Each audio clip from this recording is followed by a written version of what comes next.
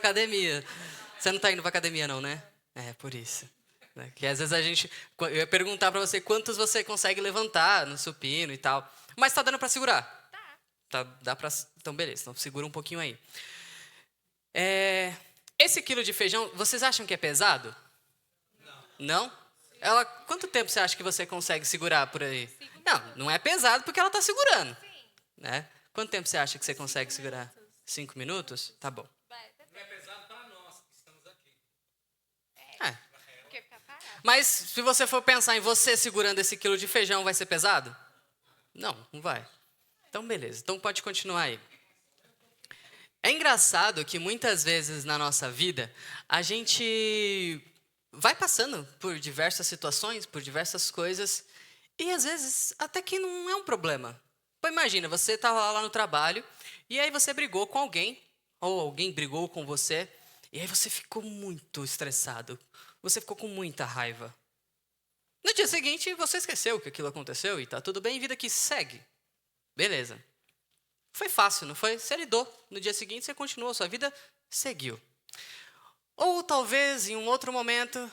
Pode ficar aí, tá bom? Pode ficar à vontade. Você vai fazer companhia para mim por enquanto. Depois, em um outro dado momento da sua vida, uma outra situação, de repente no seu casamento, o seu marido, sua esposa, fez alguma coisa, algo que te incomodou, algo que te deixou triste, algo que te feriu de alguma forma. E aí você, no dia seguinte, acordou, vida que segue. E continuou. Não, pode segurar, você aguenta, você é forte. Você é forte. Eu acredito em você, eu acredito que você aguenta isso. E aí você acordou no dia seguinte com uma... Assim, você respirou, não matou o seu cônjuge, uma coisa importante. E tá, vou seguir. E você seguiu. A vida continuou. E aí as coisas foram acontecendo e a vida foi fácil. Você lidou, o seu cônjuge fez algo que você se sentiu mal. Tá tudo bem? Posso trocar de mão? Não, segura. Tá ficando difícil? Tá? Tá doendo. Ah, tá. Calma aí. Coloca aqui. Assim, isso. Tá mais fácil? Agora tá. Ah, então beleza. E aí, então você foi lidando com o seu cônjuge, com aquilo que aconteceu. Tá dando pra segurar, né? Tá, beleza. Essa é uma questão muito importante. Por quê? Imagina que ao longo da nossa vida, como a gente falou, vamos passando por diversas situações, diversos problemas, diversas questões. E a gente acha que está tudo bem. Ah, eu consegui lidar. Eu gritei ontem, hoje eu estou de boa. Eu mandei para tudo quanto é lugar ontem, hoje minha vida seguiu. Como se nada tivesse acontecido. Só que, até certo ponto, a gente consegue carregar isso sozinho. Só que às vezes começa a ficar pesado. Não é só 1 quilo? Obrigado, pode voltar. Pode levar com você, deixar também. Não era 1 quilo de feijão? Por que no começo ela conseguia segurar e depois não? Mudou alguma coisa no quilo de feijão? Não, ele continuou pesando a mesma coisa. O que mudou? O que vocês acham que mudou?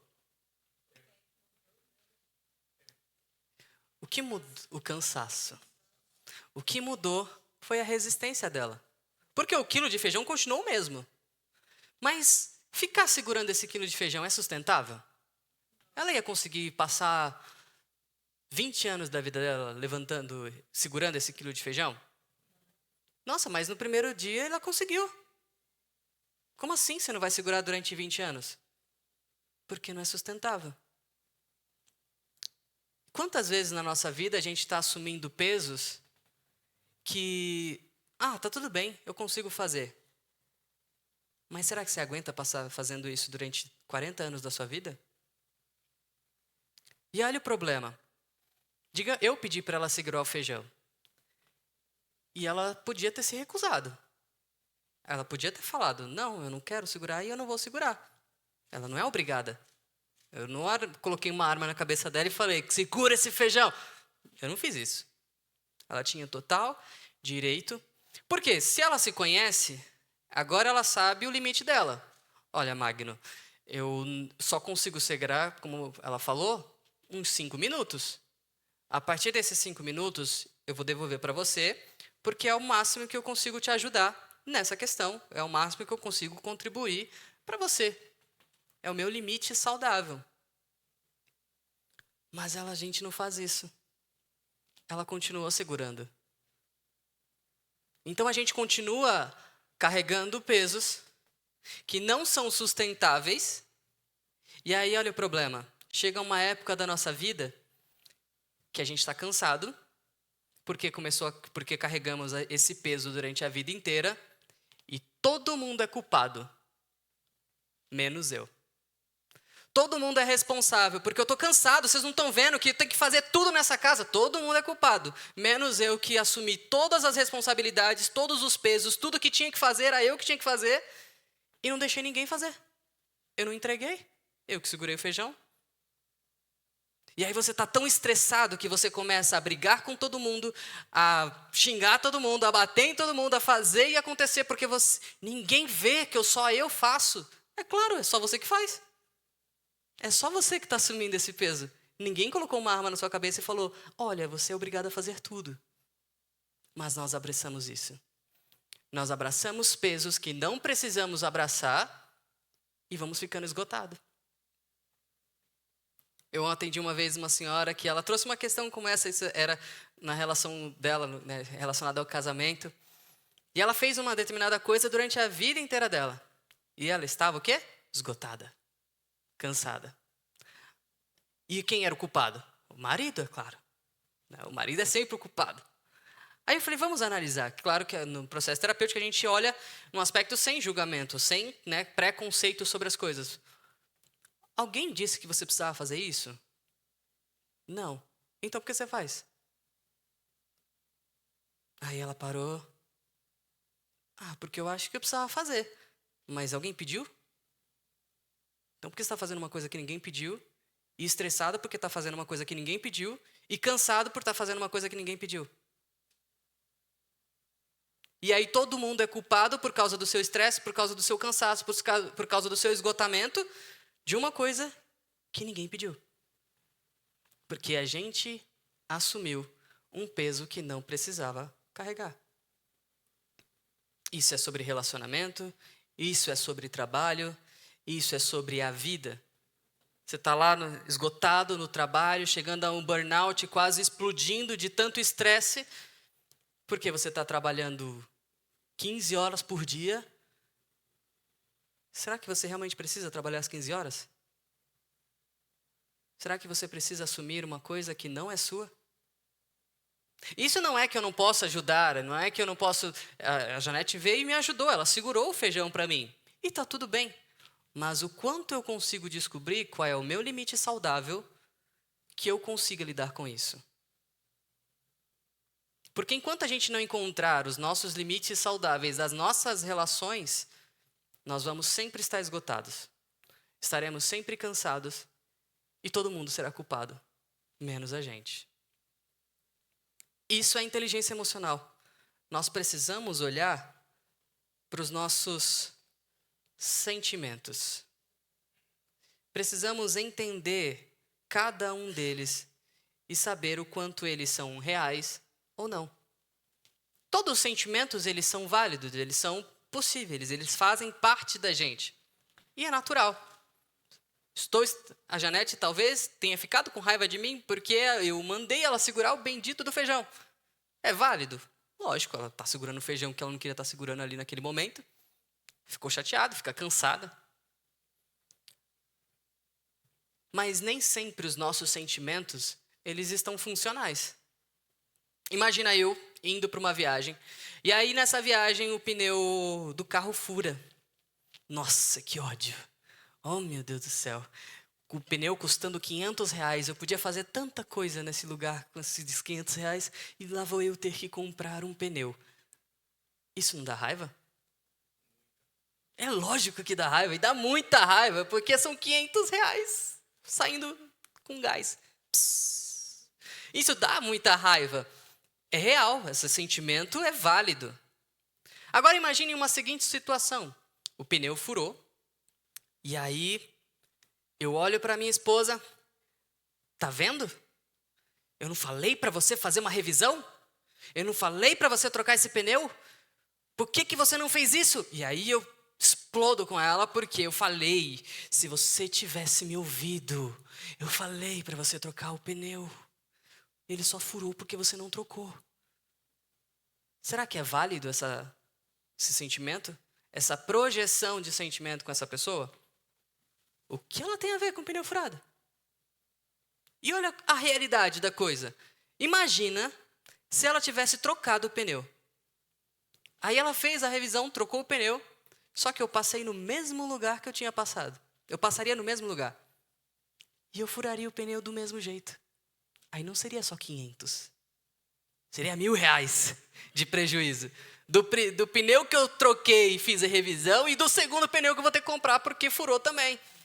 Então essa projeção de sentimento, que eu projetei a minha raiva nessa pessoa, não era funcional, porque não encaixa com a realidade. Agora eu fiquei chateado, eu fiquei com raiva porque o pneu furou. Ok, isso é real. E um outro problema. Aí eu fiquei com raiva porque esse bendito pneu furou e acabou minha viagem. Aí eu vou com raiva, volto com raiva e esquece que ninguém mais vai curtir porque eu vou estar com um mau humor tão grande que mesmo chegando lá, o pessoal curtindo, para mim a festa acabou, para mim o passeio acabou. Furou o pneu, vou ter que gastar R$500. Esse sentimento, esse prolongamento dessa emoção, é válida? É funcional? Não. Então eu sinto raiva? Sinto. Mas o que eu vou fazer com essa raiva? Tá, que estou com raiva? Tô. Por quê? Porque furou e vou ter que gastar dinheiro. Beleza, e agora? O que eu posso fazer? E agora o que eu faço? Então, esse é o caminho.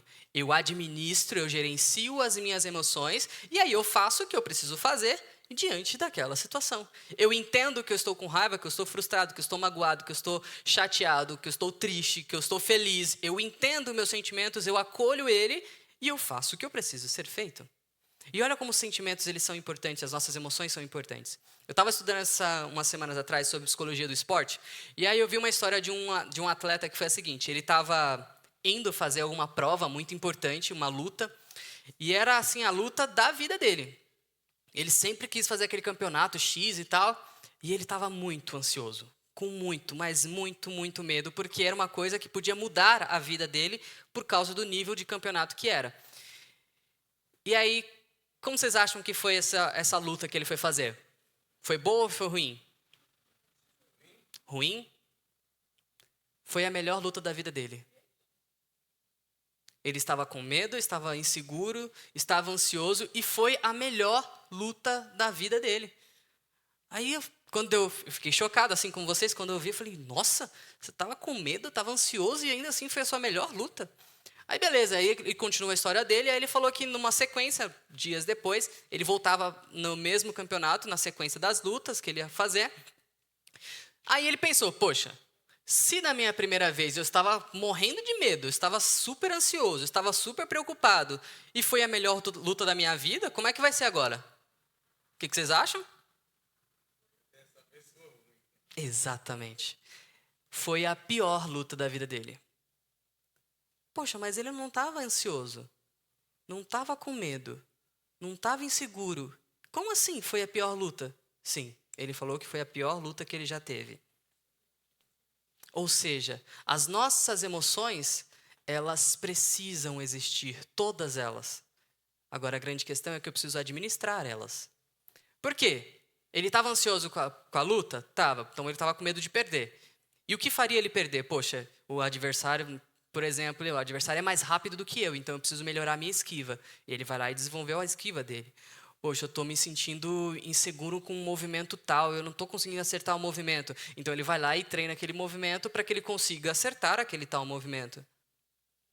O medo, a insegurança, a ansiedade fizeram ele ter os comportamentos que ele precisaria para justamente enfrentar aquela situação. Já na segunda luta, não tinha mais medo, não tinha mais insegurança. Então não tinha por que ele pensar nos riscos. Porque ele estava se sentindo confiante. Ele não ia pensar nos problemas que poderiam acontecer e se precaver diante desses problemas. E aí ele perdeu. Então percebe como as nossas emoções elas não devem ser um problema. Elas não são um problema. Se eu não pratico a inteligência emocional, aí elas passam a ser um problema. Porque aí eu começo a projetar em todo mundo os meus sentimentos e eu não lido com eles. E aí sim, a gente tem um grande problema. E tem uma história, não sei se vocês conhecem esse seriado, essa série, O Maluco no Pedaço. Todo mundo aqui conhece? É o Will aí. Ó. E aí tem uma situação que acontece em um determinado episódio, que o Will, nosso querido Will, ele vai num lugar onde ele cresceu. Era no bairro onde ele cresceu, e lá tinha uma pessoa que tinha praticado muito bullying com ele quando ele era criança. Não sei se vocês vão lembrar desse episódio. E aí, acontece uma situação e ele começa a ter gatilhos do que aconteceu na infância dele. Quando ele era criança, então tinha um cara lá, também um garoto na época, que xingava, colocou um apelido dele, todo mundo zoava ele e humilhava ele, né, ao extremo. E aí esse Will chegou agora adulto, né, já grande, mais forte, poderoso. Agora esse cara vai me pagar. Esse cara vai ver, porque ele fez o que fez comigo, agora eu posso me defender. Agora eu posso fazer também, assim como ele fez comigo. E aí, beleza, ele encontra esse cara e ele começa a enfrentar o cara. E começa a tentar provocar o cara. Não, vem pra cima, vem fazendo isso. E ele parecia um pavão ali tentando fazer o cara vir pra cima dele. E o cara ficava assim, olhando, como se, tipo, o cara não sabia quem ele era. Porque, afinal de contas, mudou a fisionomia, né? Então, ele não conseguia identificar quem era esse cara doido querendo brigar comigo. Até que depois de um tempo ele fala alguma situação, ele... Ah, fulano, é você e tal. Nossa, cara, eu nem lembrava de você e tal. Aí ele... Agora você vai ver, agora você vai me pagar. Mas, cara, por quê? Aí ele... Por causa do que você fez comigo, isso e aquilo outro. Aí ele fala, eu não vou brigar com você. Aí ele aponta assim para um lugar onde tem uns garotos e aparentemente ele tinha se tornado um cara que cuidava de garotos órfãos, essas, né, garotada que não tinha sentido na vida, e ele estava cuidando dessas crianças. Ele falou, cara, olha as crianças ali, por que eu vou brigar com você na frente delas? Qual o sentido disso? Mas o Will com uma super vontade de brigar com esse cara, porque ele precisava pagar pelo que fez. Aí chegou uma hora que o cara pega, vira assim e fala, por que você não cresce? Eu não sou mais aquela pessoa. Aquilo que eu fiz com você foi errado, mas eu não sou mais assim. Olha essas crianças, eu sou responsável por elas hoje. Por que você não cresce? E isso é muito interessante, porque quando a gente olha para a nossa vida, quantas coisas a gente está vivendo baseado no que aconteceu com a gente, no que alguém fez com a gente. Talvez aquela pessoa que te feriu, que te magoou, que te machucou, que te traiu, que te fez as piores coisas que você possa imaginar com você. Talvez ela não seja mais a mesma pessoa. Talvez ela tenha mudado. Talvez ela tenha crescido, amadurecido. Talvez ela tenha ressignificado. Isso não é que você tenha que... Ah, não, a pessoa fez tal coisa, então eu vou virar super... Não, não é sobre isso. É sobre nós entendermos que talvez aquela outra pessoa não é mais a mesma, só que você continua. O Will não cresceu. O cara cresceu, mas o Will continuava aquele mesmo do passado, preso àquela situação, ao que tinha acontecido com ele.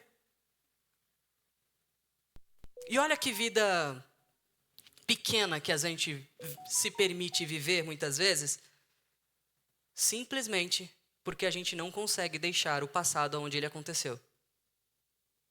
Ainda que esse cara não tivesse mudado e ele chegasse lá e o cara fosse a mesma coisa, valeria a pena passar uma vida inteira preso ainda a esse passado? Mesmo que esse cara não tenha evoluído ou mudado ou desenvolvido. A vida é muito curta para ficar preso a uma coisa só. A vida é muito pequena para nós ficarmos presos a uma coisa que aconteceu com a gente, que fizeram com a gente. Por que esse cara agiu assim com ele? Tem um autor que diz: por que é tão difícil a gente compreender as pessoas? Porque se eu me permitir a isso, eu corro o risco de perceber que talvez eu estou errado. Então, por isso é tão difícil eu compreender. E eu compreendendo também o outro, o que o outro fez comigo, eu posso perceber que talvez não era sobre mim. Era sobre ele. Esse cara talvez tratava o Will desse jeito, por quê? Talvez ele não tinha família, talvez ele não sabia como era lidar com as pessoas, talvez ele não sabia se relacionar, talvez ele não sabia como demonstrar afeto, talvez ele não sabia como demonstrar amor, talvez ninguém tenha dito para ele, eu te amo. E por isso ele agiu como agiu. Isso não é uma explicação, aliás, isso não é uma justificativa, porque não tira o que a pessoa fez, mas é uma explicação do que aconteceu, e entendendo, não era sobre mim. Porque é um problema. Nós distorcemos muito as situações. Então alguém xinga a gente e a gente não sofre por causa do xingamento em si. Não, a gente não sofre porque alguém xingou a gente. A gente sofre porque a gente interpreta que aquilo que o outro me xingou é quem eu sou. Porque se o outro te xingar, que diferença isso faz na sua vida? O que isso de fato muda na sua vida? Não muda nada. Alguém chegar para você e falar assim, se eu chegar para você, você é um astronauta, isso mudou alguma coisa na sua vida? Não. Porque não tem significado nenhum. O xingar ou falar algo não tem significado. Nós damos esse significado. Então eu interpreto que aquilo que você está dizendo é quem eu sou. Aí sim eu sofro. Se você chegar para mim e me xingar, falar, Magno, você é careca, eu vou perguntar para você, eu sou? Eu sou, gente? Não. Nosso irmão é. Mas se eu chegar para ele e falar assim, você é careca, isso é uma verdade? Para ele é. Porque ele é careca. Isso é uma verdade. Então por que você sofreria? E se você está me xingando de careca e eu tenho cabelo, logo eu não sou, por que eu vou sofrer? Isso não é sobre mim. É sobre sua falta de visão, que está enxergando uma coisa que não é real. Você que está vendo uma coisa que não diz a realidade. Por que eu vou sofrer? Entende? Eu sofro porque eu interpreto que aquilo que você está me xingando, me chamando de careca, é porque eu sou uma pessoa horrível. É porque eu não valho nada. É porque ninguém gosta de mim. É porque a minha imagem é terrível. É porque ninguém nunca vai gostar de mim por causa do meu jeito. E isso são todas as interpretações que eu estou fazendo de você ter me xingado de careca. Mas foi isso que você disse? Não, você só me chamou de careca. Então nós temos que lidar com as nossas emoções olhando para a realidade. Eu posso me sentir desconfortável porque você me chamou de careca na frente de todo mundo. Poxa, não precisava disso, né? Que coisa chata, que desconfortável. Isso é real. Esse desconforto, essa chateação, porque eu não precisava fazer isso na frente de todo mundo, né? É desnecessário uma situação como essa. Mas eu não sou uma pessoa horrível. Eu não sou uma pessoa que ninguém gosta. A minha imagem não é terrível. Isso não é quem eu sou.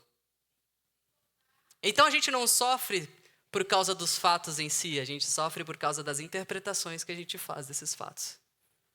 E nem sempre as nossas interpretações estão corretas. E o Will passou a vida inteira dele sofrendo com aquilo, porque ele não conseguia ressignificar o seu passado. E um ponto-chave muito, extremamente importante, é que nós não temos o poder de apagar as nossas memórias. Nós não temos como apagar elas de uma forma intencional.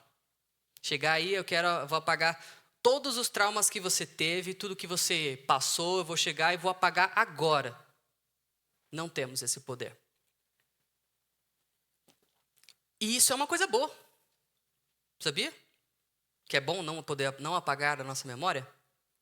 Tem um filme que chama The Giver ou O Dador de Memórias. Nesse filme, conta a história de uma sociedade onde as pessoas não têm memórias. Eles selecionaram uma única pessoa em toda a sociedade ali, e essa pessoa seria o detentor da memória da humanidade. Então, tudo que a humanidade já sofreu, já passou, já enfrentou, só uma pessoa teria essa memória. E os demais não saberia de absolutamente nada. E aí, nessa sociedade, eles são designados, cada um fazendo uma coisa, eles são já pré-definidos logo ao nascimento. E aí acontece uma coisa um pouco trágica, que é a seguinte: quando nasce um bebê, eles avaliam se essa criança ela é funcional. Então, eles fazem um check-up. Essa criança é funcional, então ela vai conseguir trabalhar na área X da sociedade. E eles designam, essa criança vai crescer na família tal. Quando a criança não era funcional, eles descartavam essa criança. E aí, o detalhe é que ao longo do enredo da história, um rapaz começa a sentir curiosidade para descobrir algumas coisas. E aí algumas coisas começam a incomodar ele. E aí ele percebe que esse descarte, na verdade, eles estavam matando os bebês.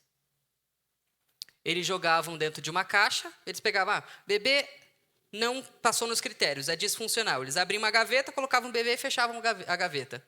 E esse bebê era morto, porque não era funcional. Por que eles faziam isso? Não tinha remorso, não tinha dor, não tinha tristeza, não tinha arrependimento, porque não tinha memória. Ele não sabia que aquilo era errado. Eles não sabiam que aquilo traria algum prejuízo para aquela criança. Na concepção deles, pela falta da memória, era só um descarte. Não funciona, descarta. Então percebe que a nossa memória, ela conduz a nossa vida e ela vai ajudando a gente a tomar decisões, a fazer as coisas que precisam ser feitas. E se a gente não tivesse, a gente não saberia para onde ir. Então, você passou uma situação ruim, não apague essa memória. Porque essa memória tornou quem você é. Te fortaleceu, te fez crescer, te fez amadurecer. Então, o que a gente precisa fazer quando essa memória está trazendo dor e sofrimento? Eu tenho que ressignificar. Eu tenho que dar novos sentidos a essa memória. Porque aí sim, quando eu percebo que uma mesma situação também tem outros sentidos ali, eu entendo que não era sobre mim, e aí eu sigo em frente. Se o Will tivesse olhado para trás e ressignificado a memória do que aconteceu com ele, entendido que talvez aquilo que o cara fez com ele, aquele garoto, foi maltratar, foi machucar, porque era o que ele sabia fazer, era o que ele tinha recebido, era o que ele aprendeu, não era sobre o Will, ele teria ressignificado aquilo, um significado que era meu, agora eu entendo que não é meu, é do outro, e aí eu sigo a minha vida. E aí eu sigo em frente. Então, vamos ficar de pé, vamos dar um high five. E dá um high five na mão do seu amigo e fala assim: eu vou ressignificar as minhas memórias.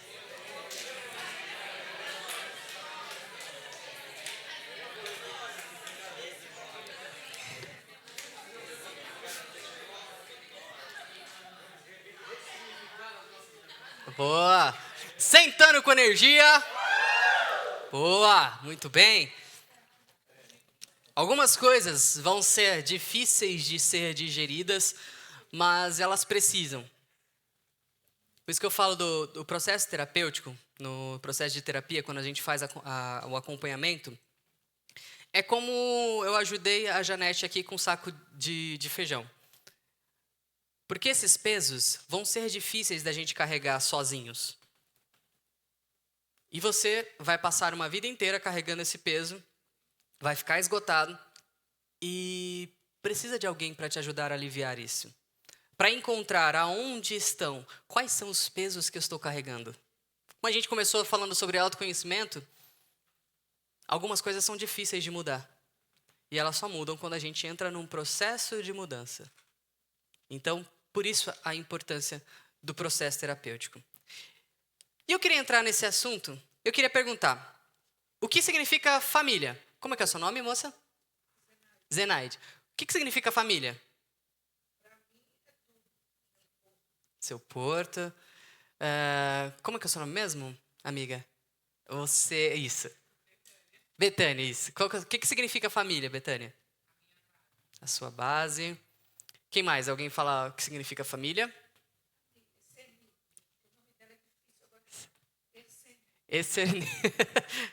Acho que eu engasguei. O que significa família para a senhora? Seu Porto? Beleza. É muito legal todo esse significado, toda essa importância sobre família, sobre o que a família significa. É gratificante, é legal, um lugar de amor, um lugar de acolhimento, um lugar de aconchego, um lugar onde nós somos cuidados, né? Isso é muito bonito, é muito significativo, de fato, maravilhoso. Mas intimamente, o que significa família? Não precisa me responder agora, mas olha para dentro. Como nós falamos, quem olha para dentro desperta. Olha para dentro de você. O que realmente significa família? Qual é o significado íntimo de família para você? E agora eu não quero que você fique se julgando, porque família não é isso não. Família é uma coisa boa, família é bom, família é bom. Não quero que você se julgue. Agora eu quero que você encontre a verdade que está dentro de você. O que literalmente significa família para você.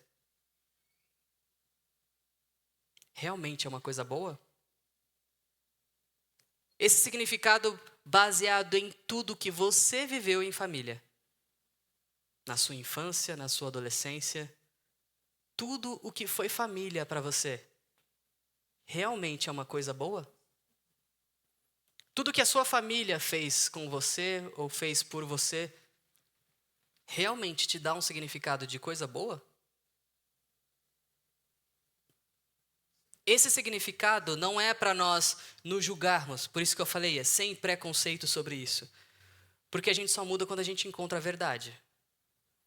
Enquanto a gente não entrar em contato com a verdade, a gente não muda. Boa parte dos nossos comportamentos não são conduzidos pelo que eu estou imaginando ali, pensando na coisa boa da família. A maior parte do nosso comportamento é pelo nosso inconsciente.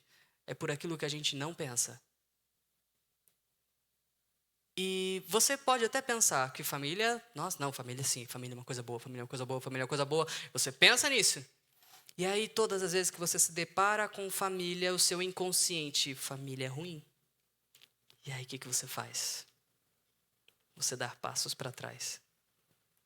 Porque lá no seu íntimo, o significado de família não é uma coisa boa. E aí você até encontra uma pessoa legal, você começa a se relacionar com alguém que faz sentido você construir uma família, porque é uma pessoa de caráter, uma pessoa justa, uma pessoa correta.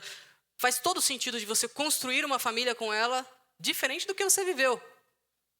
Mas como você não ressignificou o significado de família, você vai sempre se auto-sabotar. E aí você vai sempre dar passos para trás, afinal de contas, no seu inconsciente, isso não é uma coisa pensada? Lá no seu inconsciente, seu cérebro pensando consigo mesmo sem você ter consciência disso. Bom, se eu vim para cá, eu vou acabar construindo uma família com essa pessoa. Mas olha o que eu vivi. Família é horrível. Família é um lugar onde me causou dor, me causou sofrimento, me fez chorar. Família é um lugar onde não tem amor. Eu não quero viver isso. Então você dá um passo para trás. E aí você sempre vai se sabotando para não viver aquilo, afinal de contas, você não quer viver de novo. Isso não é só sobre família. Isso é sobre dinheiro, é sobre trabalho. Sobre dinheiro, imagina, na minha família, os meus parentes todos brigaram e se separaram por causa de dinheiro. Era uma briga, parecia um inferno. De tanta briga por causa de dinheiro. Será mesmo que o significado de dinheiro é uma coisa boa para você? E aí você vai fechar um grande contrato, uma coisa importante, que vai melhorar a sua vida. O seu inconsciente, calma, dá um passo aqui, porque se você ganhar esse dinheiro, olha o tanto de coisa ruim que você vai viver. Porque aquele é o significado. Os significados movimentam a nossa vida. Você pode olhar para uma cruz e ter um significado de que é uma coisa que representa redenção, salvação, sacrifício, algo espiritual. Para outras pessoas, o significado possa ser apenas um pedaço de madeira juntado. E para ela aquilo não vai fazer sentido nenhum, ela não vai se movimentar para aquilo. Para outra que tem algum significado religioso, espiritual, ela vai acreditar, ela vai se movimentar para aquilo. Os nossos significados movem o nosso comportamento. E aí você não entende o porquê você fica se auto-sabotando. Eu atendi uma vez uma pessoa e ela, nos relacionamentos dela, sempre eram cheios de confusão. Parecia uma bagunça. Ela se relacionava com alguém, era uma brigas, uma confusão terrível. E a pessoa era apaixonada pelo outro, né? Uma baita paixão. E aí, engraçado, ela conheceu alguém que não causava confusão. Era uma pessoa tranquila, uma pessoa de paz, uma pessoa sem brigas. Ela ficou com essa pessoa? Não. Porque a forma como essa outra pessoa tratava ela é diferente do que ela está acostumada. Eu estou acostumado que relacionamento é cheio de brigas. Como assim você não vai brigar comigo? E esse processo, ele não é consciente, por isso que eu falo, não é uma coisa pensada. O nosso cérebro, ele vai funcionando desse jeito.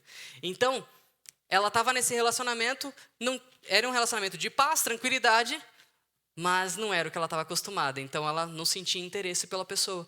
E aí, desistia. E na sequência, ela arrumava o quê? Alguém que dava problema.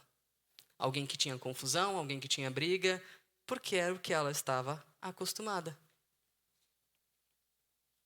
Parece estranho, mas a gente se acostuma com o que é ruim. E o pior, a gente fica bom nisso. Eu conheci um rapaz, a gente começou a nadar no ano passado, e aí um rapaz que a gente conheceu na piscina, ele falou assim, eu estava aprendendo na época ainda, eu desenvolvi um jeito, quando eu era criança, que eu nadava assim, aí ele puxava a água de lado, assim. Aí eu, uau, que legal! E era um jeito muito esquisito, porque hoje a gente sabe que tem as técnicas de nado, né? Mas ele nadava puxando a água, e o cara nadava bem. Melhor que eu, que só ia até a metade da piscina. Hoje a gente olha e fala, que técnica horrível que ele tinha. Totalmente disfuncional. Provavelmente se ele fosse querer nadar os 1000 metros que a gente nadou na piscina, não daria no mar, ele não conseguiria. Porque não é funcional, é uma técnica que não dá para... Você consegue nadar até 25 metros. Passou disso, você já está cansado, você está morrendo. Mas ele ficou bom. Se eu fosse lutar contra ele na piscina ali, tentar brigar com ele, ele ganhava de mim, porque ele ficou bom. Numa coisa ruim.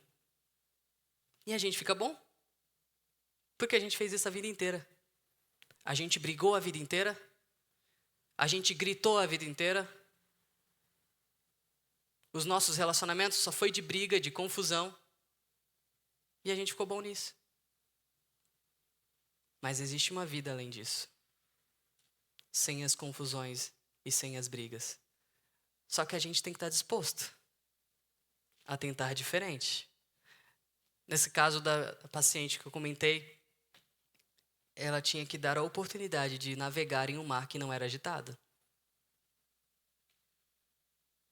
Dar a oportunidade de andar por lugares que não trazem dor.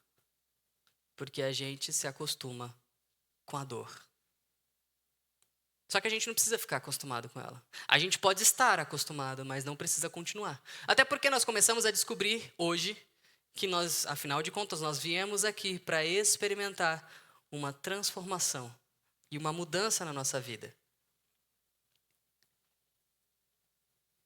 E é engraçado que é desconfortável, isso que é engraçado. Esse cara que nadou com a gente, imagine o trabalho que ele vai ter para aprender uma técnica certa de nado.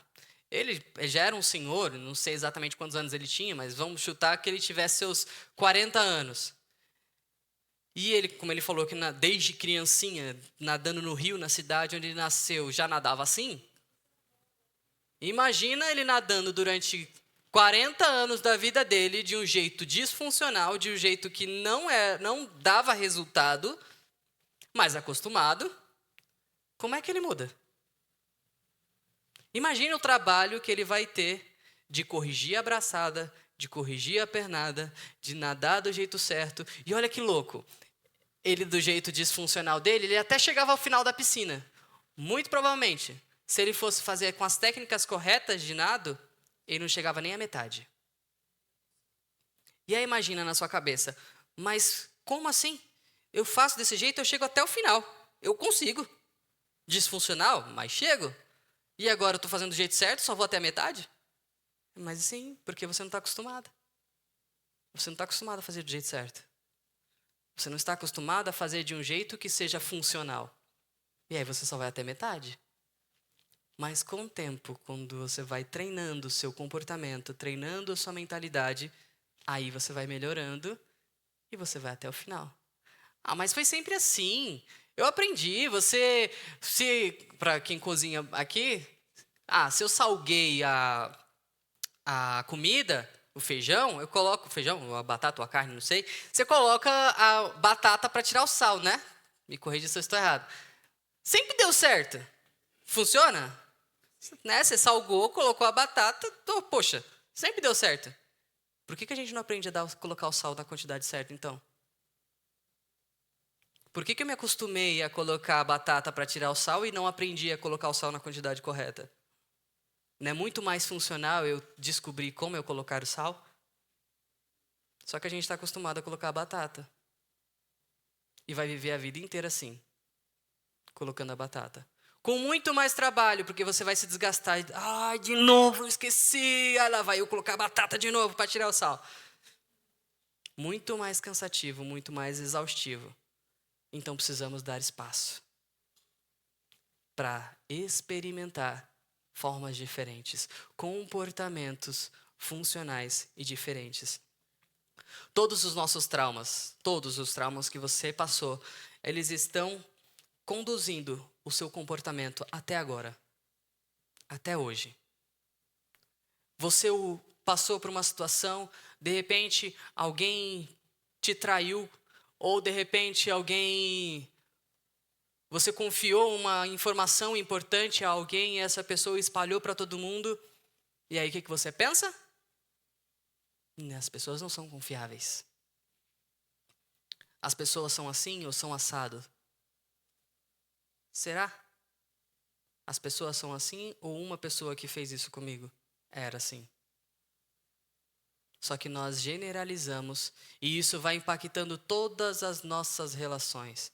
Então eu me relacionei com alguém que foi um canalha comigo e aí eu imagino, eu não vou mais ficar com ninguém. Homem não presta, mulher não presta, mulher tudo isso, aquilo, outro. E aí você não se relaciona com ninguém, porque nenhuma presta. Só que você limita a sua vida a essa crença sem qualquer evidência concreta sobre a realidade. Talvez aquela pessoa agiu assim ou assado com você, e ela fez assim ou assado com você, aquela pessoa. Você não precisa se relacionar com ela. Mas existe um mundo à sua volta. E não significa porque uma foi de um jeito que todas serão do mesmo jeito. Esse pensamento generalista impede a gente de desfrutar daquilo que a vida pode proporcionar. Então, suas relações estão sendo conduzidas por esses traumas. Se nós não pararmos e olharmos. Só que agora a gente descobriu. Esse é um ponto-chave. E para isso vocês vieram. Vocês começaram a descobrir quais são esses pontos que estão conduzindo o seu comportamento, impedindo você de se desenvolver profissionalmente, crescer nos seus relacionamentos, se desenvolver no seu contexto familiar. Agora você está conseguindo ver aonde algumas coisas ficaram travadas. E quando eu descubro algo, eu tenho o poder de decidir como eu vou seguir. Esse é o ponto-chave. Provavelmente, amanhã, uma boa parte de vocês sequer vai lembrar de tudo que foi falado aqui. Porque estamos cheios de informação, cheios de conteúdo, cheios de coisas na rede social. E se você não parar e não tomar uma decisão hoje de como você vai seguir a sua vida, facilmente, realmente, amanhã, esse só terá sido um evento. E não, de fato, uma transformação. Porque a gente precisa decidir. Então, como nós falamos sobre as emoções, tudo isso está interligado nessas emoções. E elas são, de fato, importantes na nossa vida e precisamos administrá-las. Então, eu estou frustrado, eu não preciso ser uma pessoa frustrada. eu estou com raiva, eu não preciso ser uma pessoa que tem raiva. Eu estou com medo, eu não preciso ser uma pessoa que tem medo. Eu não tenho isso. Eu posso estar, mas eu não preciso ser. Eu posso estar com raiva, mas eu não preciso ser uma pessoa que tem raiva constantemente. Eu posso estar frustrado com algo que a vida fez, algo que aconteceu comigo, mas eu não posso ser uma pessoa frustrada. Essa é a grande questão. O quanto eu estou olhando para as minhas emoções e para os meus sentimentos e lidando com cada um deles. E isso não é fácil. Olhar para os nossos sentimentos não é fácil. Eu estava falando sobre natação, teve um episódio que aconteceu comigo. Eu estava nadando e aí eu não estava conseguindo evoluir. Minha esposa nada muito melhor que eu. E aí eu comecei a ficar com raiva porque eu não saía de 200 metros direto. Aí beleza, um dia eu fui nadar, fui treinar. Como de praxe, fiz os meus 200, que era o que eu conseguia. Parei, fui já irritado porque eu não conseguia evoluir e ela já estava nadando 500 metros. E aí eu frustrado, com raiva, falei, vou voltar e fui fazer de novo. Fiz 25, quando eu voltei 25 eu voltei morrendo. Aí eu levantei assim, parei na borda da piscina com muita raiva, com muito ódio, porque eu não consegui completar tranquilo. Eu levantei dessa piscina e desisti de nadar. Porque eu estava com muito ódio naquele dia. Estava com muita raiva. Porque ela estava nadando 500, como assim? Ela nada 500 e eu não conseguia sair de 200. Estava com muito ódio. Não dela, de mim. E aí eu saí da piscina, sentei lá e fiquei frustrado, chorando comigo mesmo, internamente. Beleza. Vida que segue. Dia seguinte, voltei, mesmo padrão, mesma coisa. 2 semanas depois, eu nadei 1000 metros. Sem evolução. Não foi uma coisa gradativa, de hoje eu nadei 200, amanhã 300, 400, 500 e depois cheguei a 1000. Não. Eu literalmente saí de 200 para 1000. Por quê? Porque eu não estava lidando bem com as minhas emoções.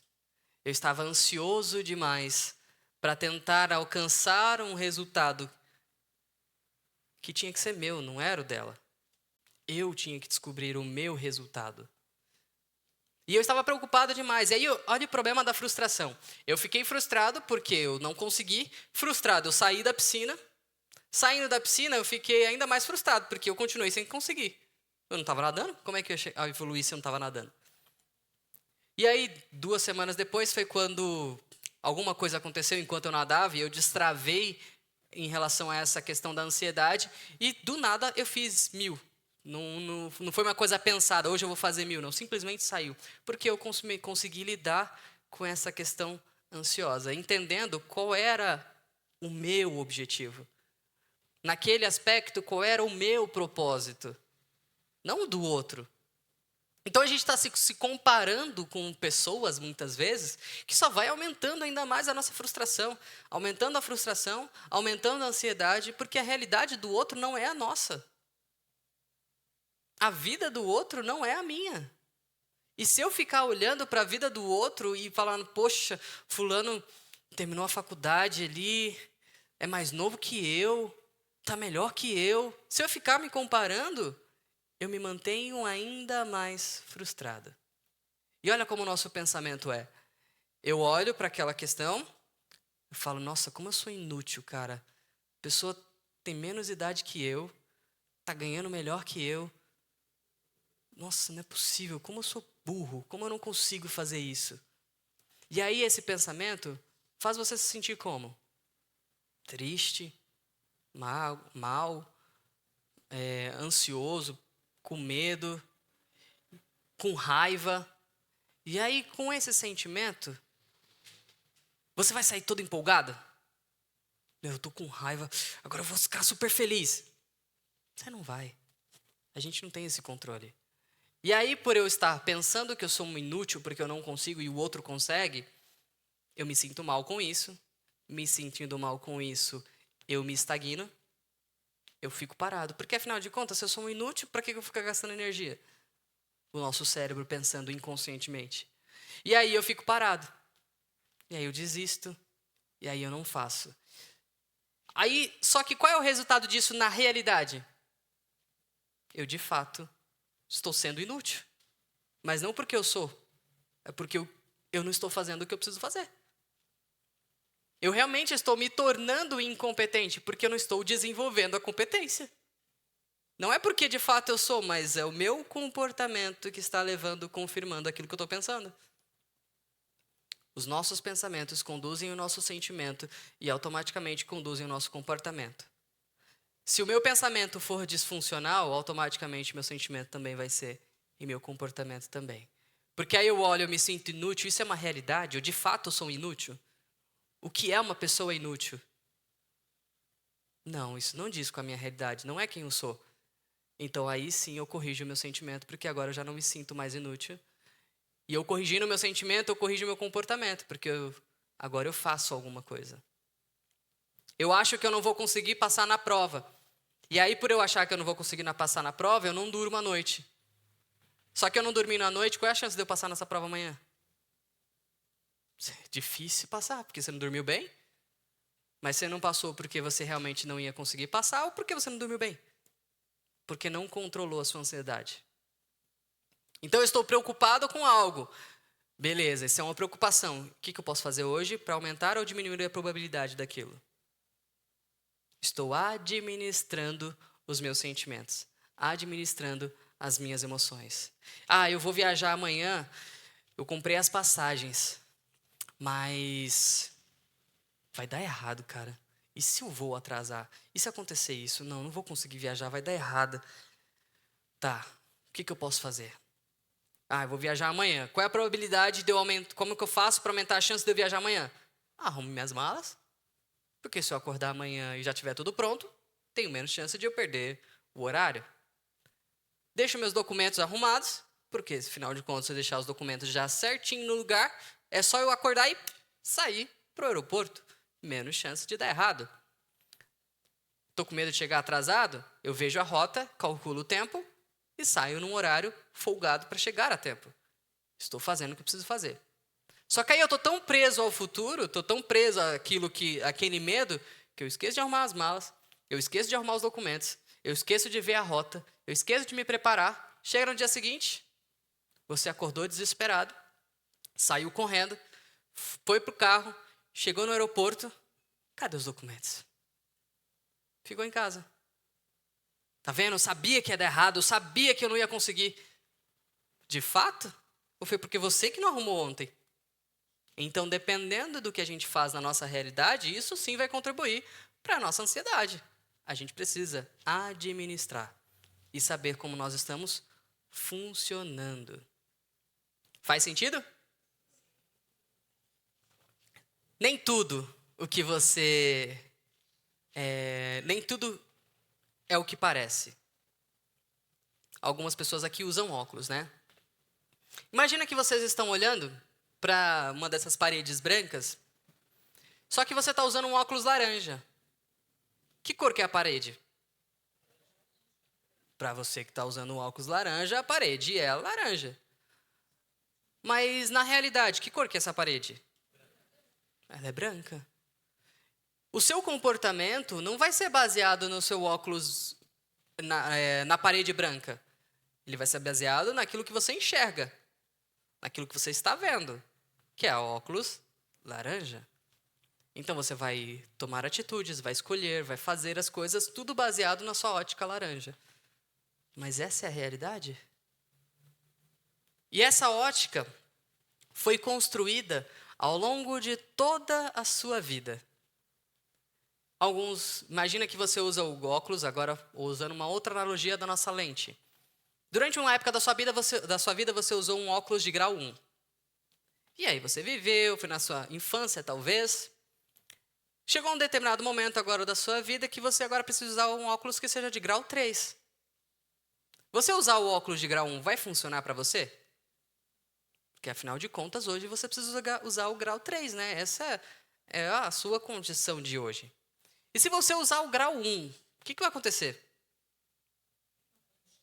Você não vai enxergar nada, você vai bater a cabeça, vai bater o dedinho na quina da cama porque você não enxergou o obstáculo, você vai se machucar. Porque hoje você usa um óculos de grau 3. Só que, ao longo da nossa vida, estamos tentando usar o óculos antigo, que não encaixa com a nossa realidade. E aí, por isso a gente sofre. Porque aí no relacionamento antigo, eu passei tal coisa.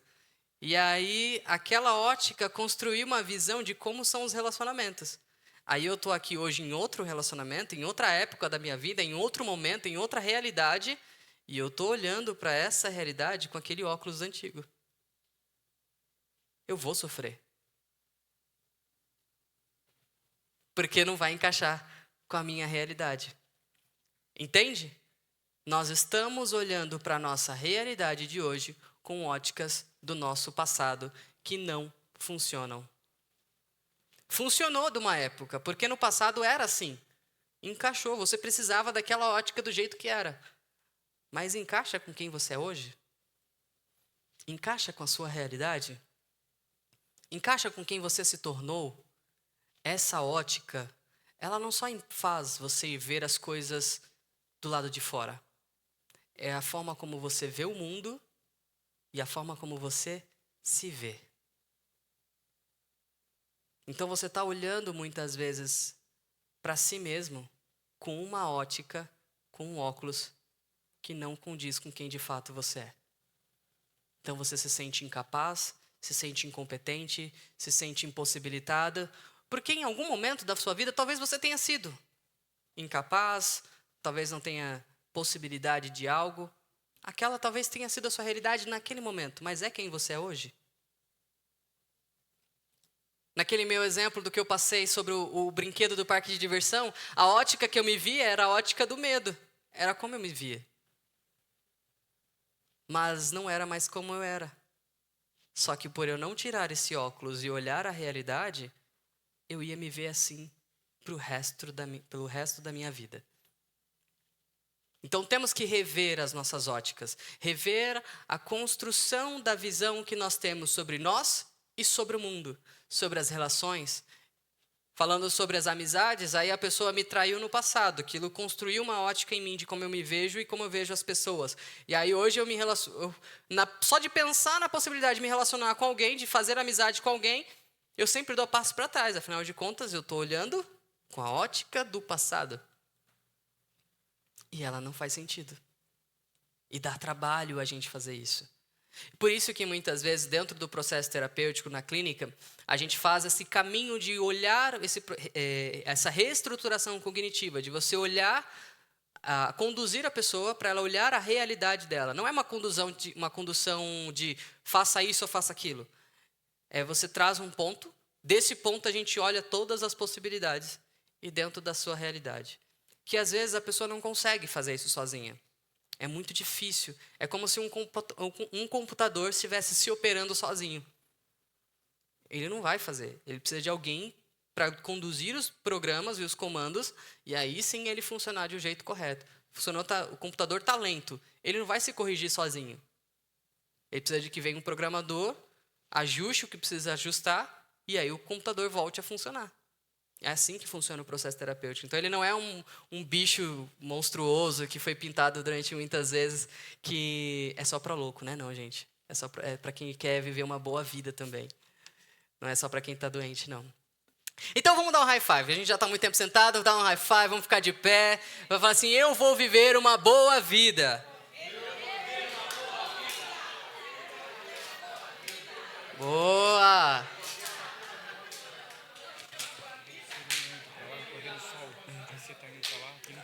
Mas lá no vídeo tá deixando tudo claro. Tá. Muito bem, vamos sentando com energia. Vocês estão felizes? Talvez esteja um pouquinho triste com algumas coisas que talvez esteja doendo, mas é importante. Às vezes a gente precisa acessar essas dores e a gente sarar. Essa cura, ela faz doer primeiro. Primeiro dói, depois melhora. Eu lembro que quando eu cortei, minha digníssima mãe falou que eu estava atrasado e eu não estava. E aí eu pulei da cama e aí eu caí. Do nada, eu apaguei. Aí eu acordo como se eu tivesse acabado de levantar da cama, mas eu tinha ido na cozinha, olhado o relógio e voltado pro quarto e apaguei. E resumindo, eu levei 4 pontos no supercílio aqui, no olho. E aí eu lembro que o médico, ele colocou um negócio que ardia, que só a bexiga no meu olho. Porque foi uma região bem sensível. Depois a dor sumiu. Não senti mais nada. Mas primeiro eu tive que sentir dor. Na hora do corte eu não senti dor. Isso foi também engraçado, porque eu não senti dor no momento do corte. Eu acordei, eu falei, tá sangrando, tá, né? Eu falei, tá. Aí começou a sair, aí fui pro hospital, não tava sentindo nada. Aí quando ele colocou um negócio lá que começou a arder, aí eu senti dor. Mas depois do processo melhorou. Então, às vezes, as dores a gente nem sabe que elas estão lá. Mas aí vem o processo de cura daquilo, você vai sentir muita dor, mas vai melhorar. É assim que funciona. Nós construímos, ao longo da nossa vida, muitas barreiras. Barreiras por quê? Porque, como a gente já falou, eu não quero viver o que eu já vivi. Eu não quero passar pelo que eu passei. Eu não quero sofrer o que eu sofri. Eu não quero que tudo aquilo aconteça de novo. Se minha família se separou por causa do dinheiro, eu não quero que aconteça a mesma coisa comigo. Se a pessoa foi ruim comigo, eu não quero passar por isso de novo. Eu não vou me relacionar com ninguém. Para que eu vou confiar a minha vida a alguém se as pessoas não estão nem aí, se as pessoas não se importam, se as pessoas não ligam? Eu não vou fazer isso. E eu vou construindo várias e várias barreiras. Mas o problema é que essas barreiras, elas não só impedem as coisas ruins de acontecerem. Ela também impede com que coisas novas aconteçam. Essa barreira não vai só impedir que você sofra, mas ela também vai impedir com que você se relacione com uma pessoa legal. Essa barreira não vai impedir com que você tenha todas as dores de uma família, pelo que você passou, mas ela também vai te impedir com que você tenha uma família funcional, uma família saudável. Essa barreira não vai te impedir só com que você não tenha os problemas que a sua família teve com relação ao dinheiro, mas ela também vai te impedir com que você tenha o dinheiro de uma forma funcional. E nós estamos cheios de barreiras em várias e várias situações da nossa vida. E talvez seja o momento aqui de nós começarmos a ressignificar essas experiências e desconstruir essas barreiras. Ela precisa ser funcional. Ela pode até existir. De repente, você tem uma pessoa na sua família que o relacionamento com ela é muito difícil, é muito conturbado, é uma situação muito complexa. E você entende, poxa, eu não consigo ir muito além com essa pessoa porque a relação com ela não é funcional, é difícil. Então, eu encontro o meu limite saudável. Eu consigo ir até aqui nessa situação. É a minha forma saudável de lidar com aquilo. Mas se eu coloco a barreira, eu não faço absolutamente nada. Só que isso não é só naquela situação. Isso vai atingindo todas as áreas da nossa vida. Então nós precisamos olhar para cada uma dessas barreiras. Olhe agora para dentro novamente, para esse despertar. Quais foram as barreiras que você construiu ao longo da sua vida? Quais foram as crenças que você fortaleceu ao longo da sua vida? Seja as suas crenças sobre si mesmo, de que eu sou assim, eu sou assado, eu não consigo, eu não sou, eu não posso, ou sobre as pessoas, porque o mundo é assim, as pessoas são assados, ninguém é confiável. Quais foram as crenças e as barreiras que você construiu ao longo da sua vida? Faça uma reflexão. Se você quiser anotar, anote para que você consiga olhar para essas barreiras.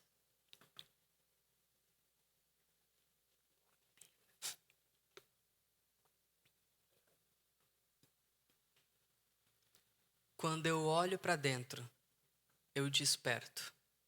Quando eu olho para mim, eu consigo ver o que não está funcional na minha vida e ver aonde eu preciso mudar.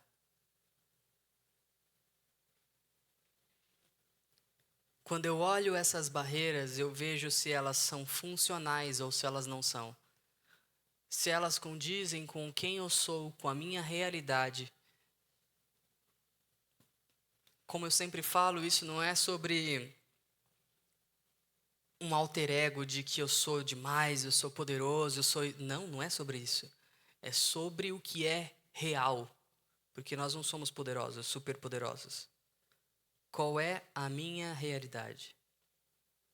Os dois extremos são um problema. Eu achar que eu sou demais, que eu sou e eu faço e eu aconteço. Isso não é uma realidade, a gente é falho. Mas eu também achar que eu sou incompetente e incapaz, isso também não é realidade. Qual é a realidade? O que você pode fazer? O que você consegue fazer? O que você não consegue fazer? E o que você quer fazer? Você pode não conseguir, mas se você quer, vai lá e faz. Não se limite. O evento, isso que vocês estão vivendo aqui, isso que vocês estão descobrindo aqui, é apenas uma parcela dessa transformação. Porque, infelizmente, nós não vamos ter muito tempo para conseguir nos aprofundar em cada faceta da nossa vida e aonde estão esses problemas acontecendo. Não dá para nós nos aprofundarmos aqui. Por isso a importância de um processo terapêutico. Porque vocês talvez tenham anotado diversos bloqueios, diversas situações, diversos traumas que vocês observaram que não tinham olhado ainda, que estavam conduzindo o seu comportamento. E com isso, agora você tem um norte para onde trabalhar. Mas a mudança de comportamento dá trabalho e ela não é fácil de acontecer. Por isso a importância de ter alguém que não vai te julgar, não vai te condenar. Eu não vou falar, não, família não é isso não, família é uma coisa boa. Não, se para você é isso, isso é real, então vamos trabalhar isso agora. Vamos ressignificar para olhar a realidade. Vamos lidar com isso. Por isso a importância do processo terapêutico. Sem esse julgamento, sem esse preconceito, para que você de fato olhe para dentro e resolva o que está mal resolvido. Eu postei um vídeo, um material esses dias, que eu falei assim, né, que o milagre não vai acontecer do nada. Você precisa estar disposto. Eu estou saindo para cá porque o sol está queimando ali, gente. Essas questões emocionais não vão sumir do nada, se você não parar e resolver elas. A gente precisa dar atenção para isso. A gente precisa cuidar disso. E eu sempre digo, tem uma frase que caminha muito comigo, é que nada muda se eu não mudar. Nada muda se eu não mudar. E toda e qualquer mudança que eu procuro só acontece à medida daquilo que eu quero fazer. Então eu tenho um problema com você. Você grita comigo, eu grito com você. Você grita comigo, eu grito com você. Eu entendi que eu não mudo você. Então quem tem que mudar? Sou eu. Eu não tenho poder de arrancar o que está na sua cabeça, fazendo você gritar comigo e fazer você mudar. Ninguém tem esse poder. Então eu que mudo. Eu paro de gritar. Talvez você vai se sentir estranho. Porque você vai ser o único doido gritando nessa conversa. Enquanto eu estou falando super baixinho, você está lá... Ah! E eu vou continuar falando baixinho. E aí talvez você fique incomodado por estar gritando. E aí você para de gritar. Mas fui eu que te mudei?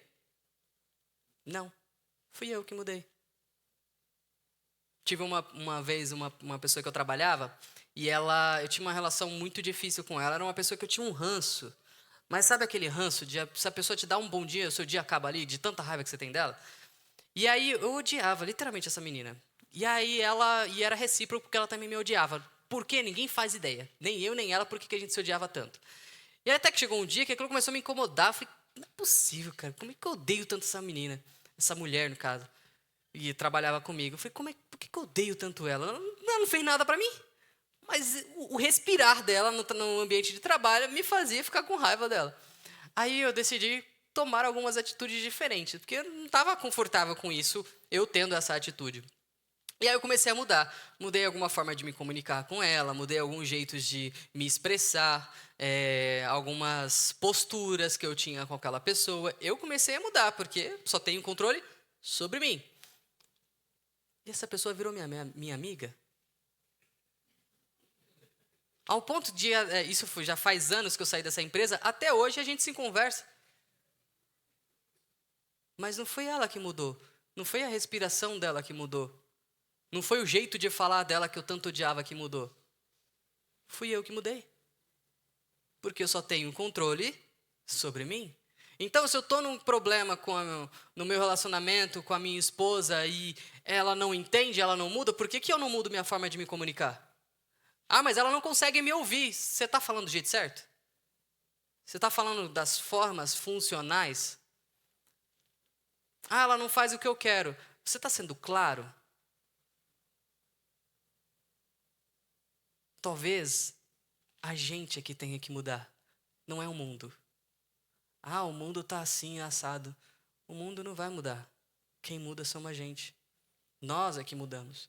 Ou eu mudo a minha perspectiva, a visão que eu tenho, a forma como eu me comunico, ou eu paro de gritar nessa relação, ou eu começo a tratar você bem, mesmo você me tratando mal, mas toda e qualquer mudança que eu procuro só acontece por aquilo que eu faço, porque eu só tenho controle sobre mim mesmo. Então, pense sobre isso constantemente ao longo da sua vida. Todas as mudanças que você quer. Reflita agora. As áreas da sua vida que você gostaria de experimentar uma mudança, de fazer algo diferente. Faça isso. Qual mudança eu posso fazer para alcançar aquilo que eu quero? Quais são as mudanças que eu busco? Então, levanta todo mundo, vamos dar mais um high five. Dá um high five aí. Eu vou transformar a minha mente.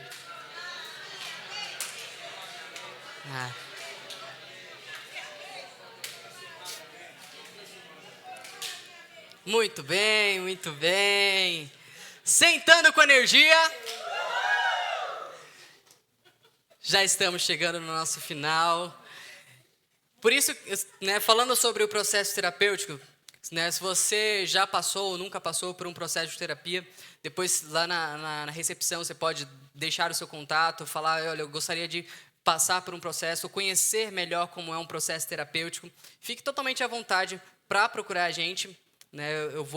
Nosso trabalho, a gente faz atendimentos online, então o trabalho é totalmente pessoal, dentro da sua realidade, do que você precisa e do seu contexto, sem qualquer julgamento, sem qualquer preconceito de como as coisas têm ou devem ser. Não, é a sua realidade, não é a minha, é a sua. Então, é para isso que serve o processo terapêutico. É você pegar tudo que você anotou e viu que está disfuncional e falar, olha, eu preciso resolver isso de forma prática agora, colocar isso diariamente. Um comportamento, ele só muda quando a gente coloca outro no lugar. Não adianta você, não, eu fiz algo aqui, agora vai ser diferente. Não vai. Vai ser do mesmo jeito. Um comportamento só muda quando a gente coloca outro no lugar. E essa mudança de comportamento é um processo. É um treino dos hábitos, do comportamento, é um treino mental. Então, eu tenho uma situação que eu não consigo deixar, queria parar de ser assim. Não vai mudar do nada. Precisa de um treino, precisa de uma constância e precisa de um processo. O evento, ele é importante para te fazer despertar e ver aonde estão as coisas. Mas se você não passar pelo processo de mudança, de tirar o sapato, tirar a pedra, colocar o sapato, voltar a andar, você vai continuar andando com a pedra. Aqui você descobriu que a pedra está aí, mas no processo você vai parar para tirar ela. E se você não participar de um processo, se você não caminhar num processo de mudança, a sua vida vai continuar com essa pedra. Infelizmente, a gente se acostuma até com as coisas ruins. A gente se habitua com o que é ruim. E a gente precisa dar a oportunidade de experimentar uma vida melhor. E só a gente tem esse poder. Ninguém vai te dar esse poder. Ninguém vai mudar a sua vida. Ninguém vai chegar e arrancar todos os traumas e tudo que você passou e você nunca mais vai lembrar de nada que você viveu. Não, você vai ter que ressignificar as experiências que te causaram traumas e dores Você tem que lidar com elas. Eu falo que é como uma intoxicação alimentar. Enquanto você não vomita, você fica lá passando mal, enjoado, e vira para um lado e vira para o outro, e seu estômago daquele jeito. Mas depois que você vomitou tudo aquilo, como que o corpo fica? Parece que é como se tirasse com a mão. Porque tudo que estava fazendo mal, você vomitou, você colocou para fora. Isso são as nossas emoções. Quando não está bem digerida, ela vai causando a intoxicação.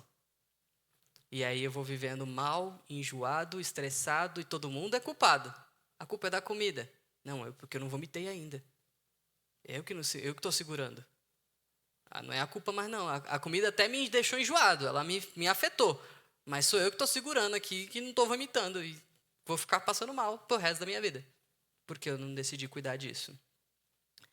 Lá na recepção também vocês vão ver que tem um e-book, que hoje é o lançamento dele, que é Lide Bem com Ansiedade, mais alguns aspectos, ferramentas, mindfulness, algumas técnicas que você pode usar para lidar bem com o processo da ansiedade, que a gente sabe que é real, que impactam a gente, né? Então, são ferramentas para você despertar. Vocês podem ficar à vontade quando passar ali na recepção de adquirir. É um e-book, vai ter um QR Code para baixar também. Hoje, como o lançamento, ele está saindo por apenas R$19,90. Então, não perca a chance, não perca essa oportunidade. Vocês são os privilegiados, são os primeiros que estão tendo acesso a esse conteúdo que eu separei para dar continuidade nesse processo, no processo de mudanças de vocês, né? O processo de mudança contínuo. Tem um autor que ele fala sobre o processo de individuação, ou seja, nós vamos nos tornando um indivíduo até o final da nossa vida. Ou seja, até que você de fato morra, ainda tem alguma coisa para evoluir. Até que não haja mais fôlego de vida, alguma coisa pode ser mudada.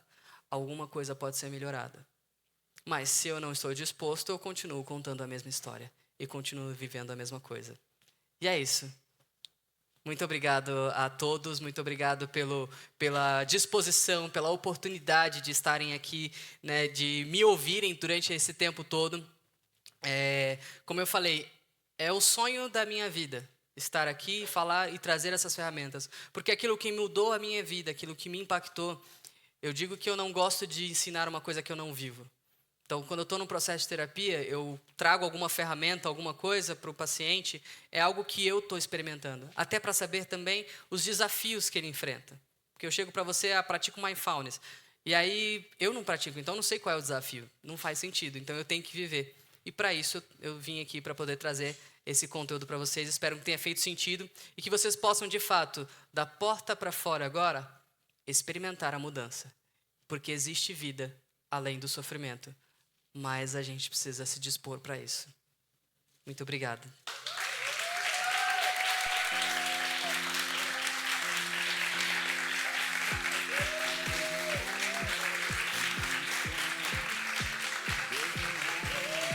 Muito obrigado.